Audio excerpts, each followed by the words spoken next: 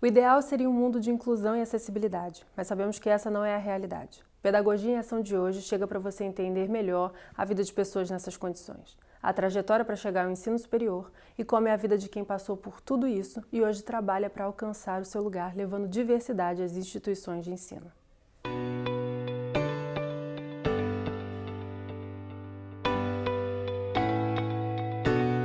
Então, o capacitismo é uma forma de preconceito em relação às pessoas com deficiência ou algum transtorno.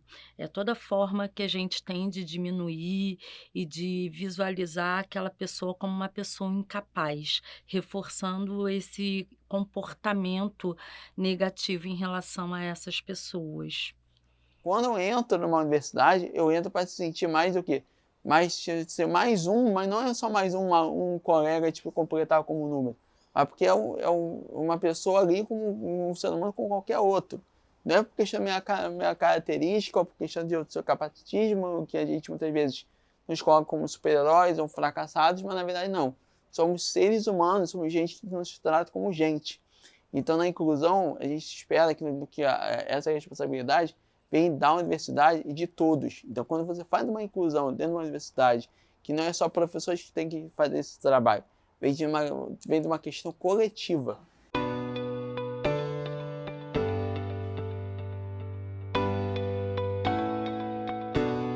O capacitismo pode influenciar, impactar a vida de alguém, né, prejudicando de que na maneira como nós vamos enxergar essas pessoas. Porque quando a gente utiliza do capacitismo, a gente, menospreza o potencial e a capacidade que aquele indivíduo tem, né, dele se desenvolver e apresentar as habilidades e potencialidades dele como qualquer outro ser humano.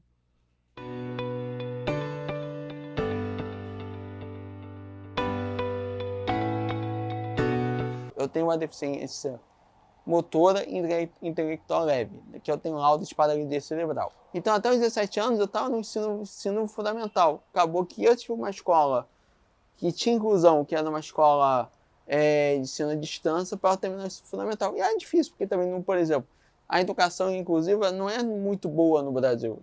Não é só privada, tanto privada quanto pública. Então acabava que muitas vezes você tinha essa precariedade, muitas vezes você acabava até os 17 anos fazendo uma escola, fazendo a terceira série. E aí tive que fazer um ensino à distância, que também não era tão fácil. E acabava que você levou um tempinho, lógico, por minha parte também tinha responsabilidade, mas acabava que a escola não ajudava, porque por mais que tinha um apoio, tinha consulta da prova, acabava que ele demorou um tempo para eu terminar isso. Aí chegar numa universidade aos 26 anos. 26. Então, para mim, foi tudo atrasado. Dificuldade de uma pessoa com deficiência no mercado de trabalho. Especificamente em tema de licenciatura, não dá para dizer uma pessoa com deficiência, porque são inúmeras, né.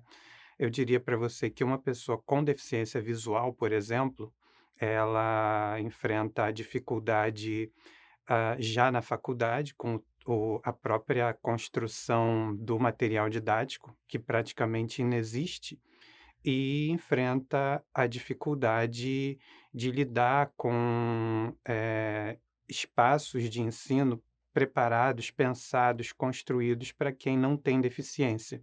Então, muitas vezes as pessoas me perguntam, quando eu vou fazer entrevista, por exemplo, né, imagina que eu estivesse procurando emprego, por muitas vezes eu ouvia a pergunta: "Como é que você vai escrever no quadro?" E eu sempre dizia: "Não, eu não vou escrever no quadro". Então, essas dificuldades, elas são muito próprias de cada deficiência. Quando eu comecei a lecionar propriamente, teve a questão do quadro, que eu já comentei com você, teve a questão dos livros, porque os livros são o tempo inteiro pensados para um professor sem deficiência. Houve a questão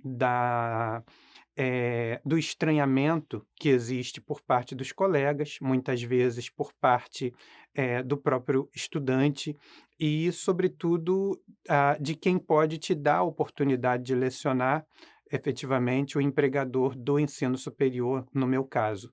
Então, eu diria para você que, no mínimo, uma dificuldade que eu tive foi o estranhamento.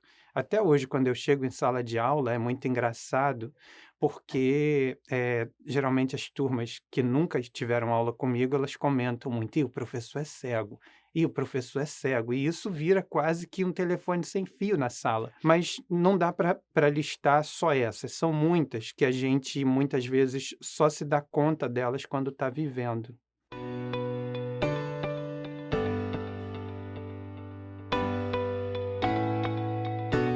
Então, na minha visão, as medidas que as instituições podem tomar, em primeiro lugar, seria a conscientização, né? Conscientizar as pessoas de que todos nós somos diferentes e cada um precisa de uma adequação. Então, trabalhar com a visão de equidade é fundamental nesses casos, para que a gente possa realmente ter um ambiente que seja inclusivo. Então, incluir é conhecer a deficiência e o transtorno que a criança apresenta para poder, a partir disso, promover meios de adaptação e inclusão escolar.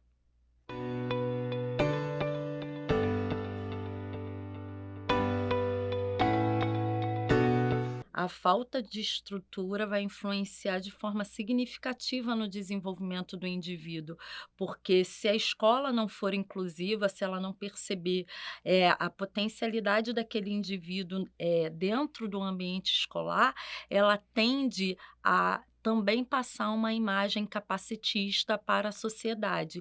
Então, a escola é um grande campo, né, social, que a gente pode promover essa consciência, esse conhecimento, diminuindo aí, né, as diferenças sociais e diminuindo também essa visão preconceituosa do indivíduo com deficiência. Então, isso vai favorecer a entrada desse indivíduo não só na faculdade, como também no mercado de trabalho.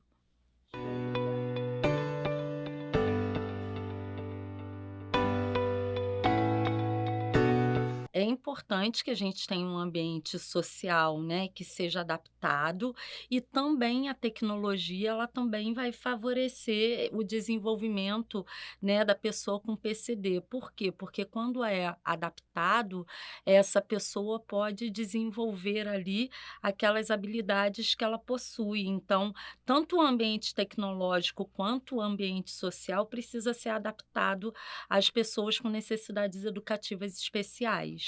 A tecnologia torna as coisas possíveis para quem tem deficiência, ao mesmo tempo que torna as coisas mais fáceis para quem não tem. Então, eu diria para você que sim, a tecnologia ajuda e ajuda muito. Agora que você sabe um pouco mais sobre a luta capacitista e a importância de derrubar algumas barreiras, que tal ficar por dentro dos próximos programas e estar sempre antenado nas curiosidades e realidades do nosso ensino? É só ficar ligado nas redes sociais da TV UVA.